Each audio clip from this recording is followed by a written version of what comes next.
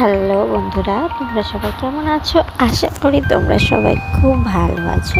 আমিও ভালো আছি তোমাদের ভালোবাসায়। তো আজকে চলে এসেছে একটা খিচুড়ির রেসিপি নিয়ে। যেহেতু এখন চারিদিকে বৃষ্টির ওয়েদার, প্রায় রোজই বৃষ্টি হচ্ছে, তাই রাত্রিবেলা আমরা তৈরি করছি খিচুড়ি। তো প্রথমে সর্ষের তেল দিয়ে, তাতে তেজপাতা দিয়ে, শুকনো লঙ্কা দিয়ে ফোড়ন দেওয়ার পর একটুখানি পাঁচফোড়ন দিয়ে নিলাম। তারপর কাঁচা লঙ্কাটা ভালো করে ভেজে নেওয়ার পর আলু, টমেটো এগুলো দিয়ে দিলাম। তো আলু, টমেটো এগুলো ভাজা হচ্ছে, আর এদিকে দিয়ে দিলাম মুগ ডাল। তো আমি এখানে 250 গ্রাম পরিমাণ মুগ ডাল ব্যবহার করেছি, আর 500 গ্রাম পরিমাণ চাল ব্যবহার করেছি। তো তোমরা তোমাদের পরিমাণ অনুসারে ব্যবহার করবে। আর এদিকে নিয়েছি ধনে পাতা, আর নিয়েছি বাদাম, আর নিয়েছি একটু আদা কুচি। তো এইবার এদিকে দেখো, ডালের সঙ্গে আমি আলু, টমেটো আর যেগুলো ফোড়ন দিয়েছি সেগুলো ভালো মতো একটু নাড়াচাড়া করে নিচ্ছি বেশ কিছুক্ষণ ধরে, যাতে তেলের সঙ্গে ডালটা একটু ভাজা ভাজা হয়। তো ততক্ষণ ডালটা ভাজা ভাজা হচ্ছে, দেখতেই পাচ্ছ তোমরা। আর বন্ধুরা, আমার চ্যানেলে যারা নতুন তারা অবশ্যই আমার চ্যানেলটিকে সাবস্ক্রাইব করে পাশে থাকা বেল আইকনটি প্রেস করে রেখো, যাতে আমার নিত্য নতুন ভিডিও খুব সহজেই তোমাদের কাছে পৌঁছে যায়। আর এদিকে দেখো, ডালটা একটু ভাজার পর আমি দিয়ে দিলাম পরিমাণ মতো জল। এখানে জলটা বন্ধুরা ডালের পরিমাণ অনুসারে দেবে, মানে ডালটা ফুটবে সেই অনুসারে জলটা দেবে। আবার চালটা দেওয়ার পর আবার কিছুটা পরিমাণ জল দেবো। তাই আমি এখানে একেবারে জলটা দিইনি, ডালের পরিমাণ অনুসারে জলটা দিয়েছি। দেখো, ডালটা অনেকটাই ফুটে হয়ে এসছে এবং ডালটা কীরকম মানে ভেঙে ছাড়া ছাড়া হয়ে এসছে।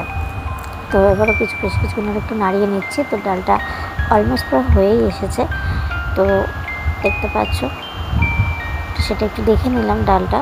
তো বন্ধুরা, এদিকে ডালটা ফুটছে, আর এর মধ্যে আমি লবণ, হলুদ সব পরিমাণ মতো দিয়ে দিয়েছি, সেটা তোমাদেরকে দেখালাম না।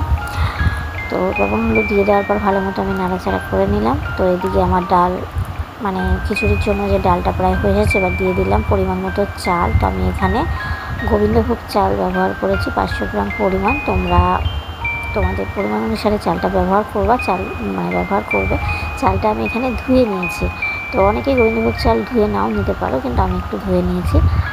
আর দেখো, এবার চালটা যেহেতু দিয়ে দিলাম, এইবার পরিমাণ অনুসারে আরেকটু জল দিয়ে দেবো, কেননা চালটা ফুটতে আরেকটু জলের প্রয়োজন হবে। তাই এইটুকু জলে তো হবে না, যেহেতু ডাল অনুসারে জল দিয়েছিলাম। তো চাল অনুযায়ী আমি আরেকটু জল দিয়ে নিলাম পরিমাণ মতো। এবার সব কিছুকে ভালো মতো বেশ কিছুক্ষণ ধরে নাড়াচাড়া করে নিলাম। তারপর এটাকে ভালো করে ফুটতে দেবো যতক্ষণ না চালটা হয়ে আসছে।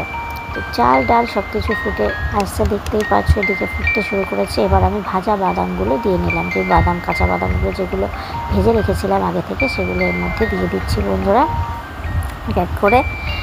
আর এরকম বর্ষার দিনে, মানে বৃষ্টির দিনে বেশ খিচুড়ি ভালোই লাগে যদি চারিদিকটা বৃষ্টির ওয়েদার হয়। আর উপর থেকে দিয়ে দিলাম ধনে পাতা। যদিও এখন বৃষ্টি যে খুব হচ্ছে তা নয়, কিন্তু মাঝে মাঝে প্রায় বৃষ্টি হচ্ছে। তো বৃষ্টি হলে আবহাওয়াটা ঠান্ডার মধ্যে খিচুড়ি খেতে বেশ ভালোই লাগে। এবার উপর দিয়ে দিলাম ঘি, গরম মশলা সব কিছু দিয়ে দিলাম বন্ধুরা। তো সব কিছু দিয়ে দেওয়ার পর এবার এটাকে ভালো মতো নাড়াচাড়া করে নেবার। দেখো, আমাদের খিচুড়ি তৈরি হয়ে গেছে। আর এরকম গরম গরম খিচুড়ি খেতে কিন্তু বেশ ভালো লাগে বন্ধুরা। তো আজকের মতো ভিডিওটি আমি এখানেই শেষ করছি। দেখা হবে আবার অন্য কোনো ভিডিওতে, অন্য কোনো ব্লগে। ততক্ষণ তোমরা সবাই সুস্থ থেকো, ভালো থেকো, অনেক অনেক ভালোবাসা। আর ভিডিওটি কেউ কিন্তু দয়া করে স্কিপ করো না। ভিডিওটি ভালো লাগলে সবাই একটা কমেন্ট করে দিও, আর একটা অবশ্যই লাইক করে দিও বন্ধুরা।